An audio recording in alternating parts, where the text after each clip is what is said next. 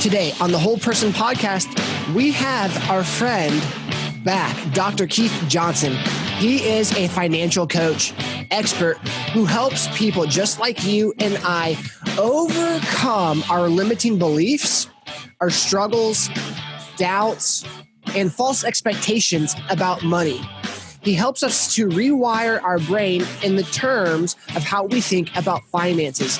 And he helps people move from a life of poverty or even middle class to living a life that is more dedicated and focused both in success, but also how to make a better impact in the kingdom of God. So without any further ado, welcome back our friend, Dr. Keith Johnson. Welcome to the show. Hey, thanks, my friend. So glad to be here with you. We just had a great talk last time, and I'm excited about what we're going to talk about today. I'm telling you, change is in the air. Yep. Well, today we're going to talk about dinosaurs, right?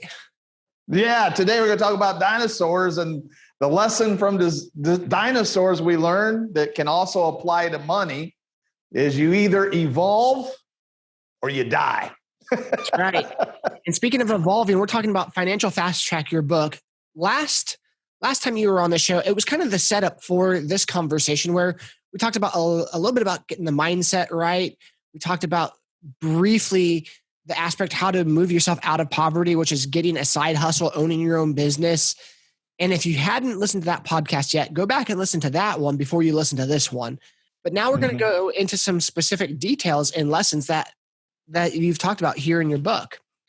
And so, in your first Fast Track lesson 1, in chapter 2, you talk about the infinite imagination. And I think so many people like, I'm not creative. I don't have a lot of ideas. They're stuck in this dinosaur mindset of when it comes to making money, they wake up, they go to work, they get a paycheck, they clock out, they come home. But as long as you are working for someone else, it is very hard to have both the finances you want and the life that you want. You can work for someone else and make a lot of money, but you might not get the freedom that you want. And I want both in my life. So how does creative ideas help someone move from low income to higher income, as well as freedom in their life?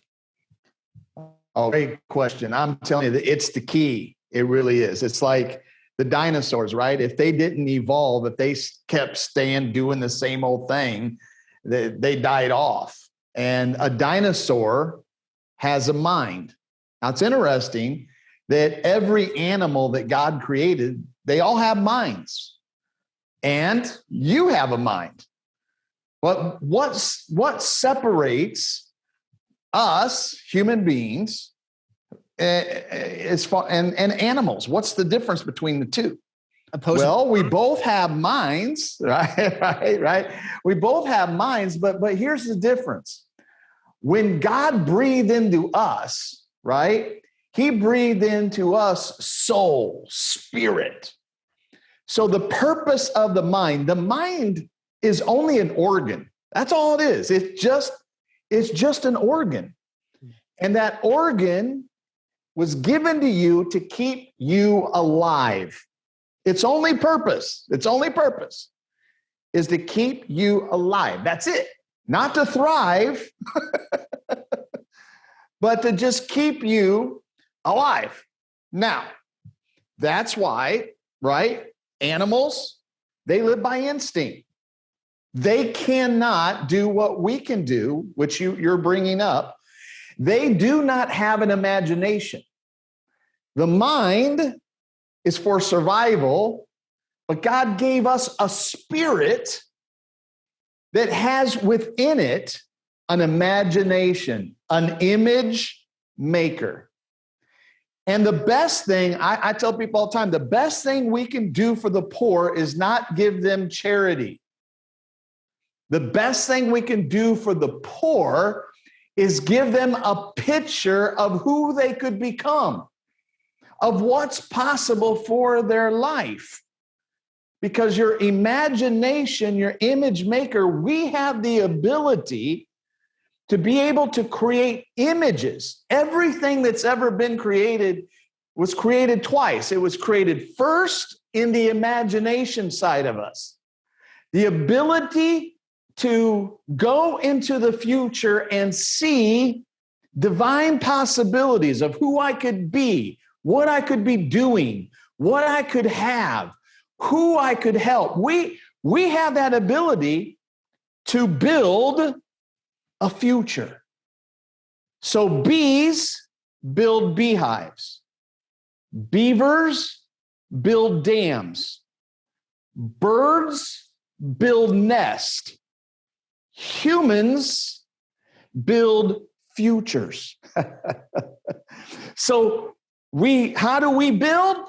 Through our imagination. So I know you got several things you want to cover, but I think this is so very important because when I lost everything, I mean everything, in debt, in my mother-in-law's house, no money in the bank, the thing that changed my life was when I discovered the power of imagination. That I could go into my future that did not exist yet, and I could see it, but not just see it, but then I had to live in my future before it ever appeared. And that's faith. Faith is taking those pictures of the future you want to build and holding on. Faith is about holding on to those pictures, taking massive, massive, massive actions to the new future that I want to build, and not quitting, not giving up. And that's how we produce. We produce inward first with a photograph. So every person needs two pictures. God gave you the tool of the imagination, and you are responsible to use it. And that imagination can create pictures. And so you got to create two pictures. Number one, you got to create a picture of a financial future you want to be experiencing. You got to create a picture of you in the future. You got to see yourself where you want to be living, kind of car you want to drive, kind of money you want to be bringing in, right? You want to see yourself in the future owning your own business so you can own your own time, right? And thrive instead of survive. The dinosaur is the job. That's the dinosaur. Yeah. You got to evolve out of that old system that was taught in the industrial age to keep you working for the factories. And you got to evolve into where we are today. And entrepreneurship is the key. So you got to have a picture of your future. And then the second picture I think everybody needs, which I think is the reason why, it's why we need to help the poor. We help the poor by giving them a picture. Hey, I was poor and I evolved and I created something. I created a new future. And if I can do it, you can do it too. So you need a picture of a hero that you want to become. You feed your mind those two pictures. What do I want to be in my future? Right? What do I want to be? What do I want to have? What do I want to be doing? You put that picture in, and then you say, who's the person that I can see like here on earth, right? That I say, that's who I want to aim for. And it has to be someone that's way ahead of you. And you say, okay, now I got a photograph of what that person's doing. Now I'm going to study that person. I'm going to put that picture in my heart. That's what changed my life, my friend. That reminds me of a couple things. One, Matthew McConaughey in his speech after winning an award, where Matthew McConaughey talks about his future self is his hero. Oh, that's pretty cool. Your future self is you, the hero. Yeah. Oh, that's beautiful. So I love it because we're all playing the actor of our own life story. And there's 4 actors that you can choose to play. You can choose to play the victim, that's where most people are living, in victimhood. You can play the villain You can play the hero or you can play the mentor. And so where you want to be is you want to be the mentor. Yeah. Most people play the victim and they live in victimhood. And that's where they stay stuck. Like, I'm going to be poor. I'm always going to be poor. I'm in middle class. I'm always going to be, I'm a victim to the economy. I'm a victim to, whether it's, it's all kind of color of my skin. I don't have the right education. I'm a victim to how my parents raised me. All these victimhoods, I had this happen to me in my life, and I got a divorce. I got this, I got that. And they live in victimhood. And they point to the big bad villain. You did this to me. So every victim has a villain that they're pointing to in their life. And the key is no, when life punches you in the face, the heroes, right? They take the punch and then they overcome. They overcome the adversity. They overcome the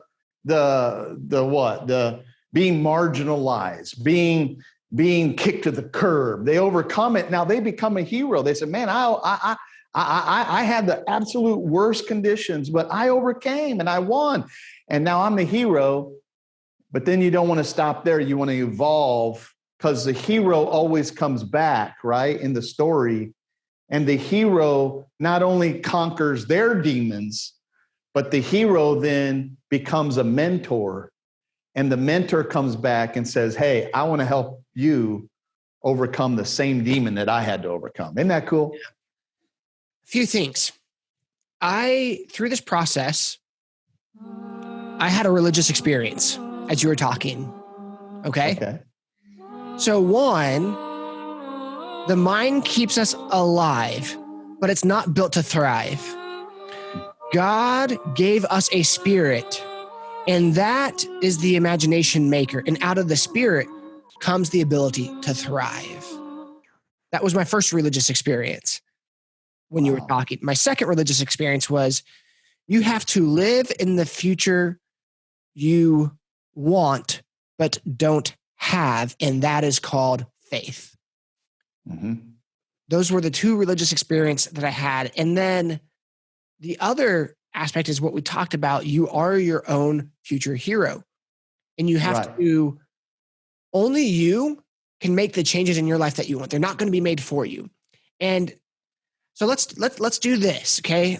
For those of you who are listening to this, if you're driving, obviously don't close your eyes. Okay. But take a second. Close your eyes if you can. You're walking down a road and you meet someone, and that someone is you 30 years from now, full of the life experience, the wisdom, knowledge, and understanding that you hope to gain. And your current self meets this person.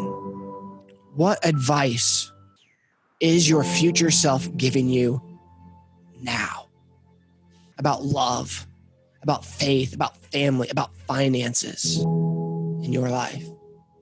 What advice,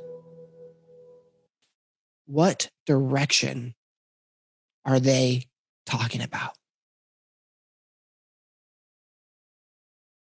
Write that down, because that desire that's coming forth could very well be the future that you're wanting to live. Sorry, I had to go there. What do you think, Doc? I hear my future self saying, Keith, don't play small. Keith, don't stay stuck in today's successes.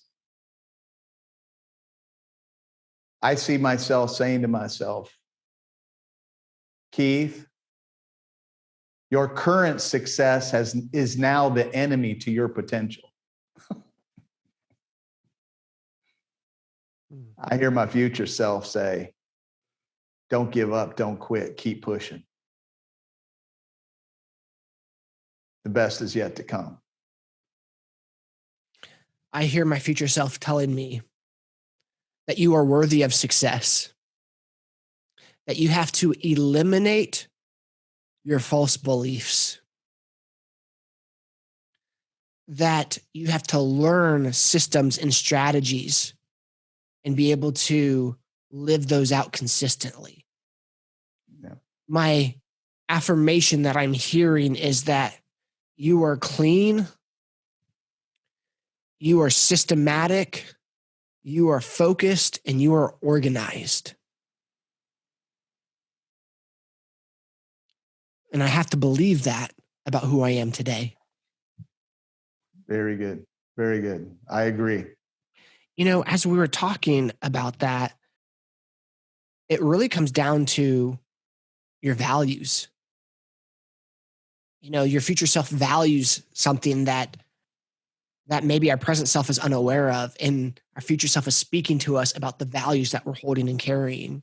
How do we evaluate our values and what values we need to have, and then what values we need to change? Yeah, well, that's a great question.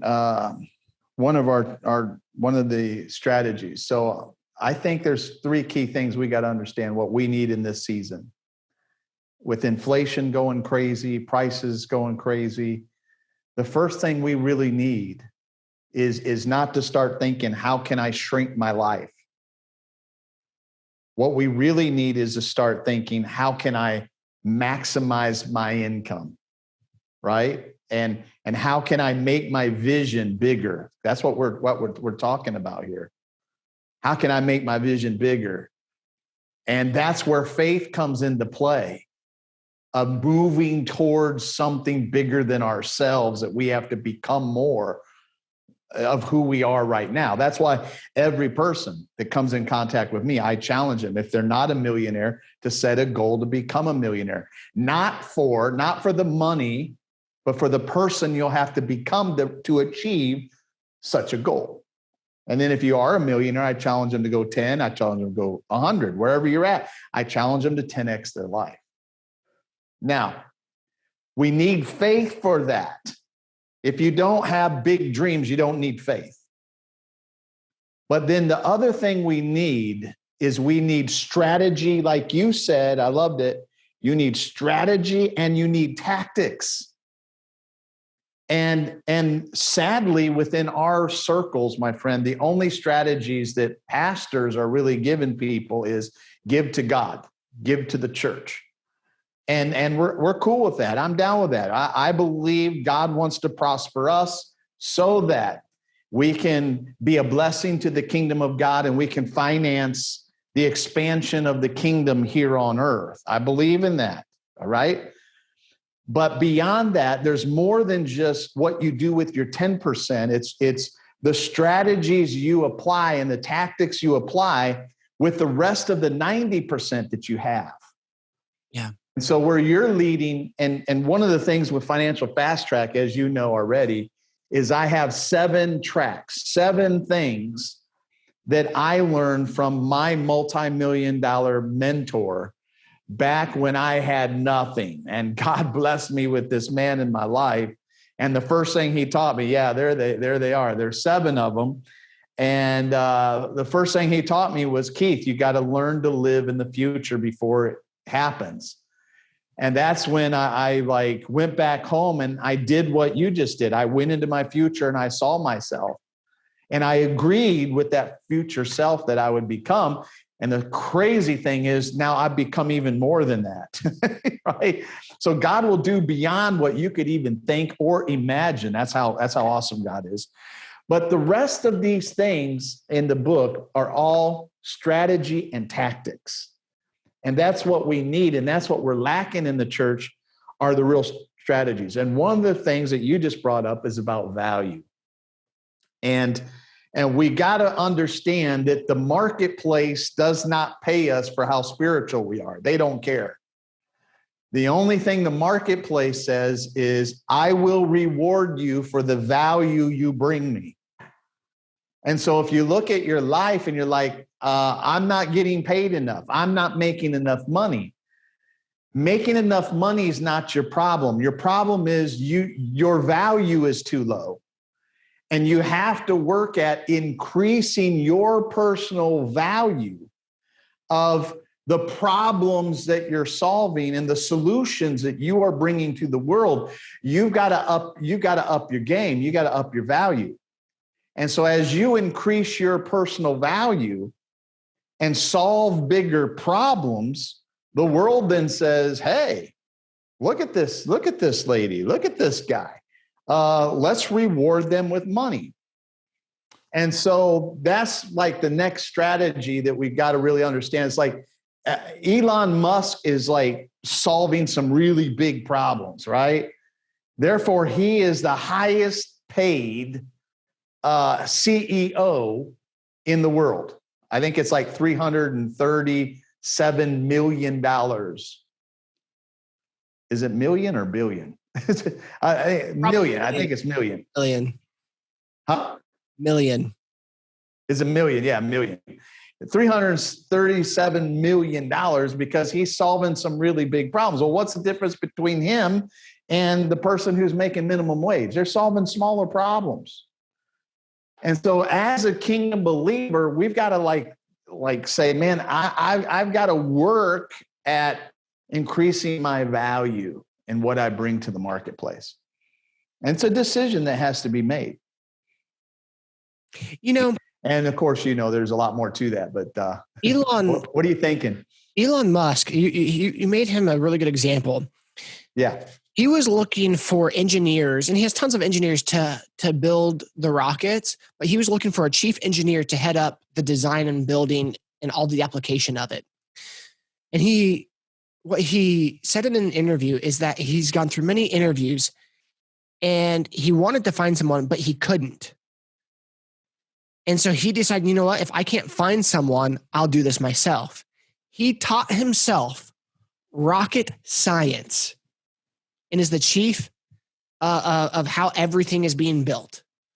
Wow. And the design and the elements. Like he's the chief engineer. And that blew me away because like you taught yourself freaking rocket science because you don't feel like you could adequately find someone who could do the job that you wanted. So you did it yourself. And there's two lessons. One, like I'm all for about delegating things out in general, and he's not doing that. But here's what he did do. He taught himself a new skill. Exactly. And that's what we need to do. Yeah, and that's one of the things that I teach in the book is that you got 5 decisions on increasing your value. And one of those is, what skill sets do I need to build so that I can add more value? And because it's financial fast track, skills help us be more productive and get things done faster than if we don't have skills. So skills create acceleration in our productivity.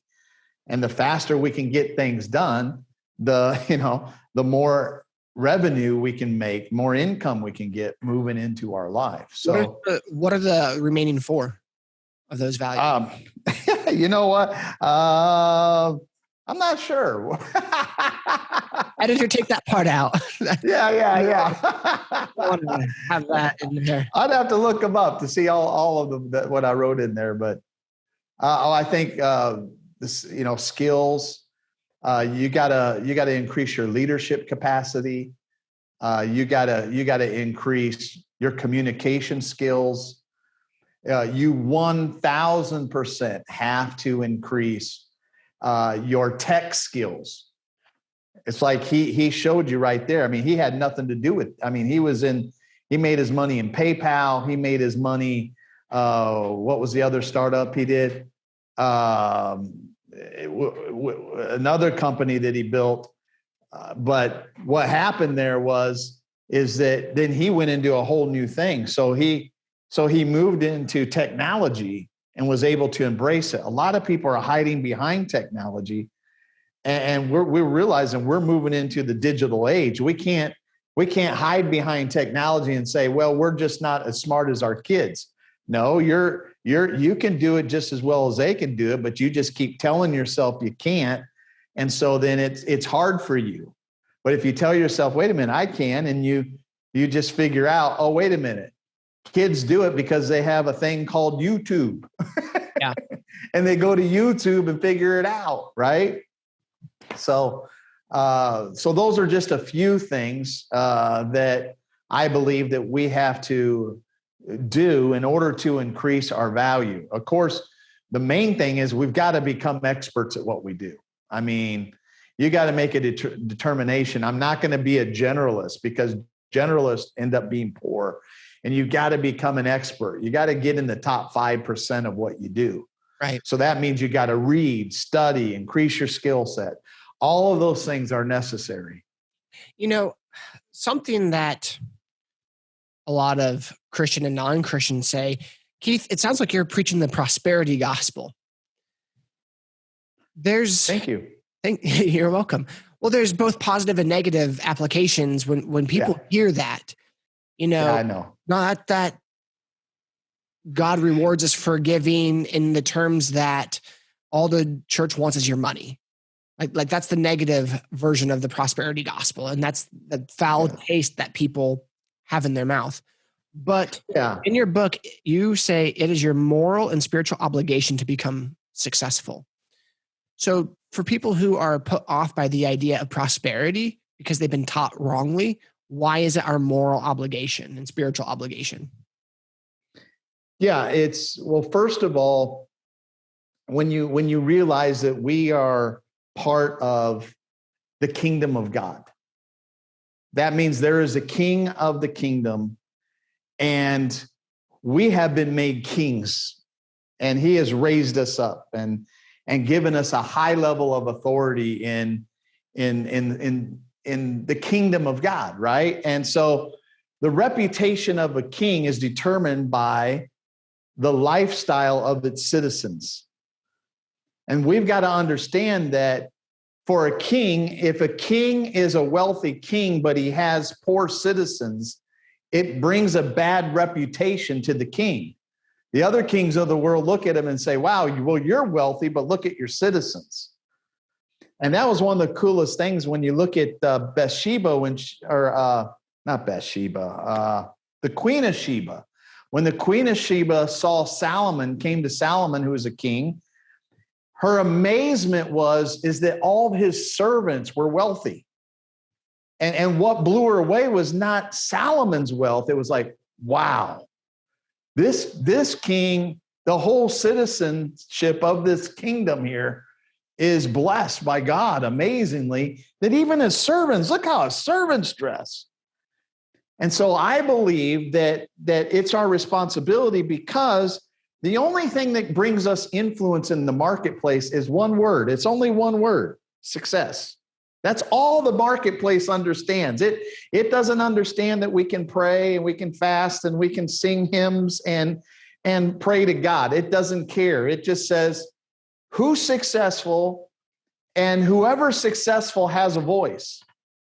And that's why we have got to make it our obligation to the king, because we don't glorify the king in failure and poverty and laziness.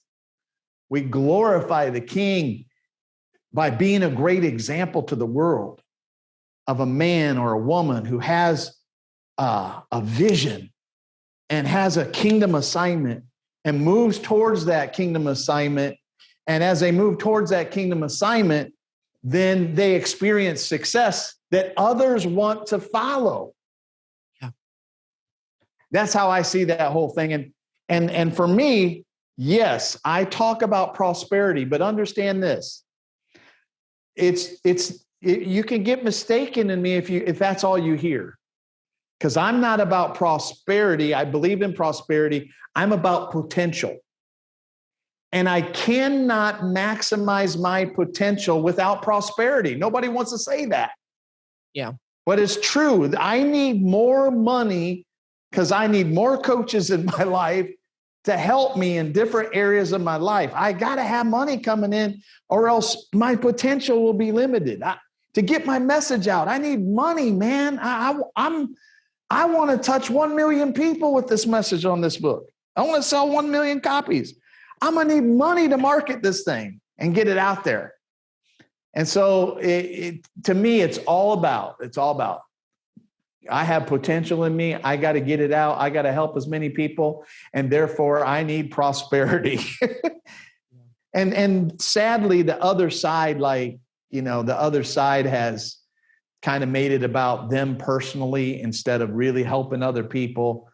And now we got like this negativity towards prosperity that we got to change people's minds, because, to me, I'm not trying to get people prosperous so I can be rich. I'm trying to get people prosperous so that they can fulfill their potential.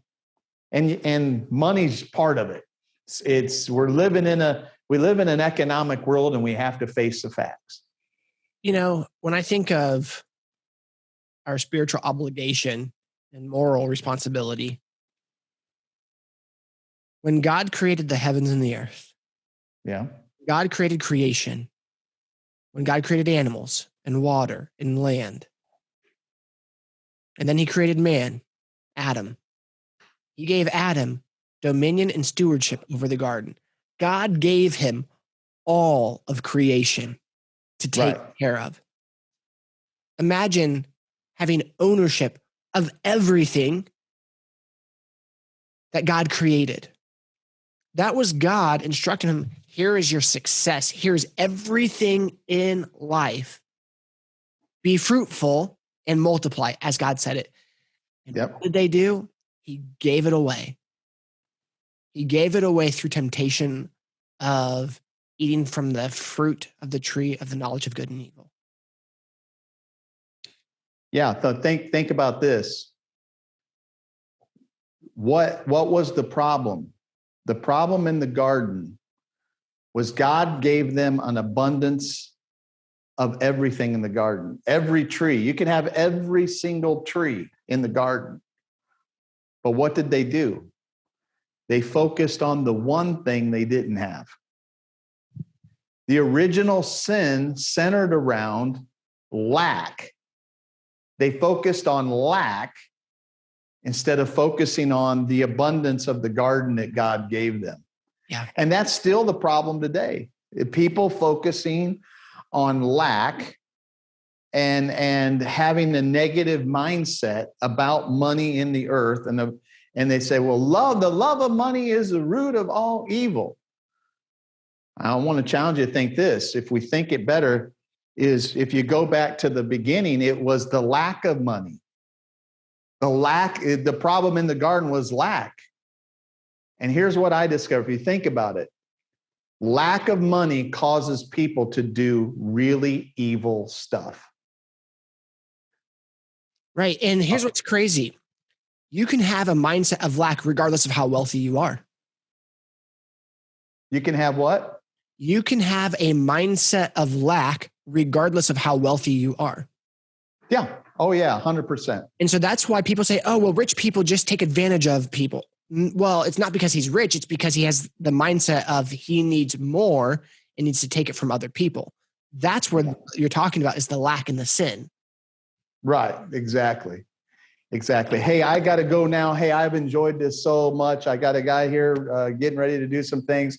Thank you for having me on. Thank you for sharing me to your community. This is such a deep, there's so many facets of this. I talk a lot about this in my book. I can tell you're already digging through it, and you asked me to come back on again. Obviously, you like some of the stuff I'm saying. This is fresh tactics, fresh strategies.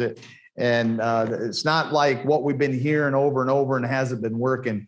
This is what worked for me. This is the mindset, the strategies, the tactics that I used that was shared by a multi-million-dollar mentor to me. I applied them, turned my life all around in 3 years. And that's why I call it fast. You don't have to wait 40 years to get wealthy.